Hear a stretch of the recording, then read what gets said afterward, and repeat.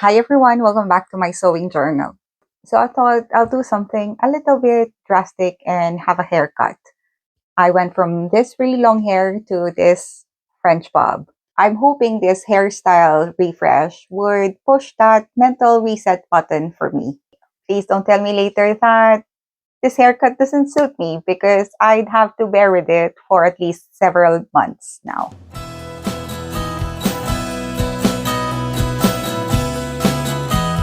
So welcome back to my sewing journal. And today I am going to talk about this 1970s style wrap dress. It is a Laura Ashley reissued vintage dress pattern.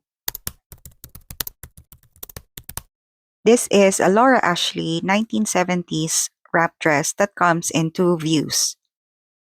Views A and B can be worn with either a square neckline in front or in the back. There is an elastic in the front and back yoke, as well as in the sleeve casings. View A includes a lower ruffle on the hem. The dress has tie belts, so you can wrap it and tie it for fit.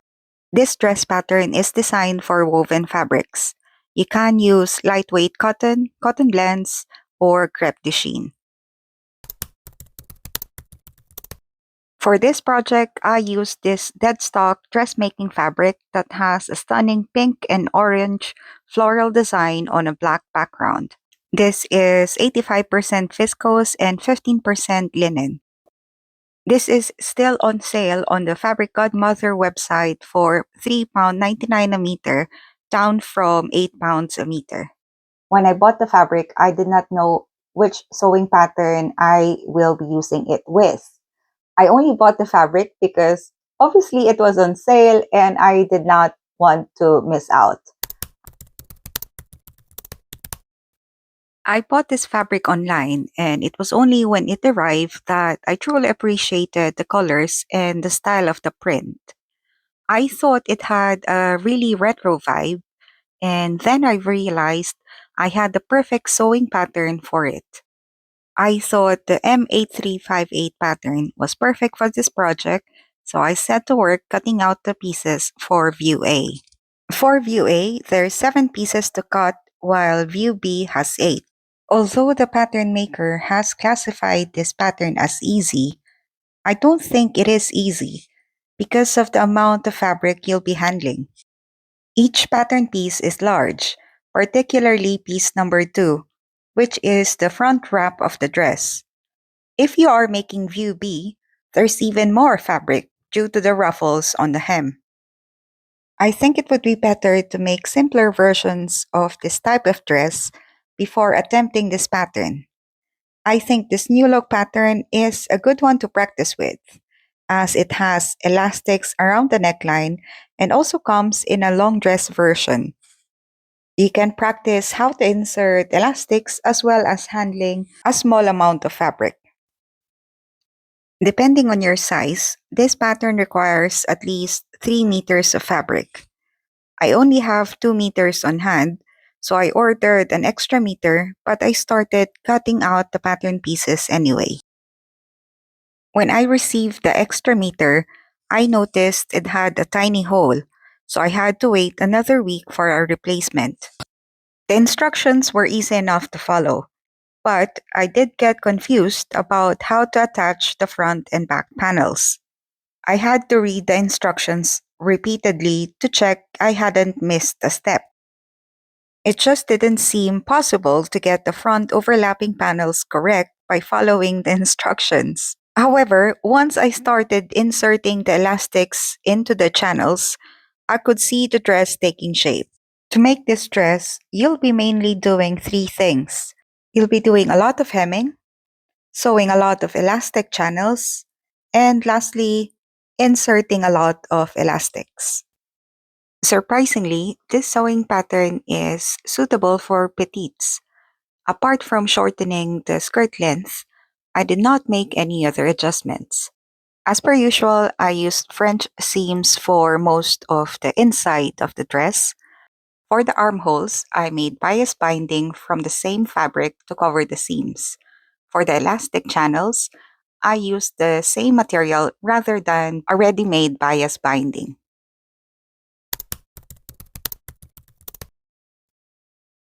And here it is, my version of the Laura Ashley 70s wrap dress. I think it's charming. I like that it's slightly retro, but not overly so. I like that you have the option of having the overlap at the front or at the back. This will be a rewarding project if you are ready to move on from making simple dresses. You just need to get used to working with a lot of fabric, but you don't need to worry about the fit. The elastics and the waist tie will take care of that. I will definitely make another version of this dress. In fact, I have some dark fabrics in mind. I think a version with long sleeves might also be nice for the colder months. Let me know in the comment section if you have used this pattern and what you thought of it. Today, I would also like to give a little tribute to one of my style icons, Diane Keaton. She sadly passed away recently at the age of 79. I thought as a tribute, it will be nice to have a look at her most iconic looks. First on the list is, of course, her Annie Hall wardrobe. This is so iconic for its effortlessly quirky and androgynous charm. Her look mixes menswear with bohemian flair. The outfits feel relaxed and lived in, layered in a way that looks spontaneous and stylish at the same time. Much of this came from Keaton's own closet, as she brought her personal sense of style to the character. Diane Keaton is the undisputed queen of menswear. She effortlessly blends masculine tailoring with feminine confidence. I particularly love when she wore black and white suits. I love the contrast. The crisp men's suiting paired with her natural femininity makes the look so undeniably sexy. Diane Keaton had a real love for hats. They're such a big part of who she is. She's been wearing them for decades and they've become almost like her trademark. She said in interviews that hats make her feel comfortable. She said that hats often plays the role of an armor for her, protecting her, hiding her insecurities, or simply making her feel more herself.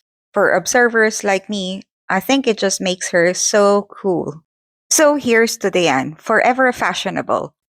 It's not her signature turtleneck, white belt, hat, and glasses combo that makes her magic, but her attitude.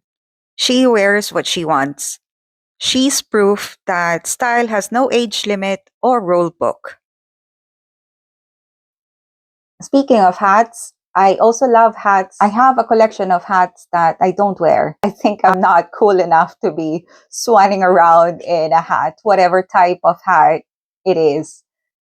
I do wear a bucket hat and a beanie, but that's about it. Let me show you the three hats that I love from my collection. In no particular order, let's start with this cloche. I like the 1920s vibe of this hat. I wish I can wear it more often, but like I say, I just feel self-conscious wearing hats. I have just been using this hat as a display in the spare bedroom. And unfortunately, I left it on the window sill, so now it has that faded mark across the back, which is a shame. I hope I start wearing it again. I used to love wearing this, and I think maybe it will suit me more now that my hair is short. I do feel a 1920s vibe with the short hair and this hat.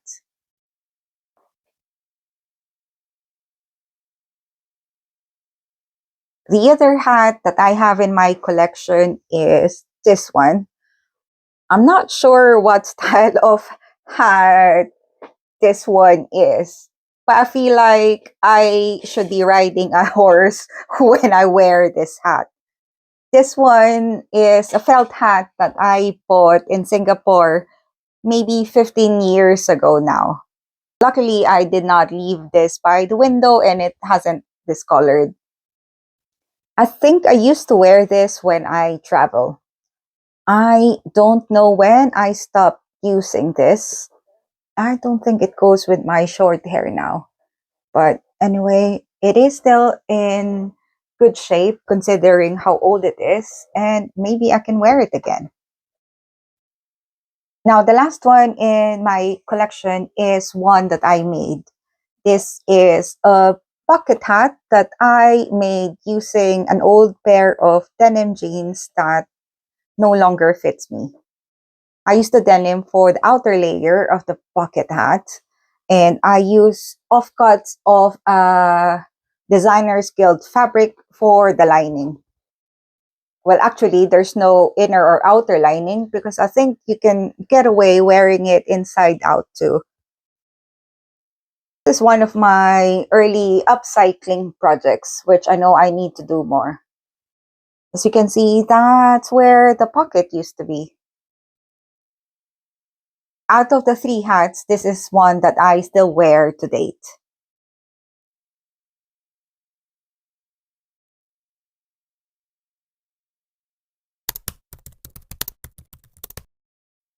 What I'm working on right now is this sweater or jumper, whatever you want to call it.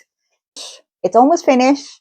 I'm loving the combination of colors, and I am really loving this patch. Hopefully, I'll finish this by the end of the weekend so I can start wearing it. So that's all from me this week. I hope you find inspiration in Diane Keaton's life and fashion choices. She reminds me that clothes are a form of self expression rather than conformity. I hope you enjoyed today's video. Until next time, happy sewing. Bye!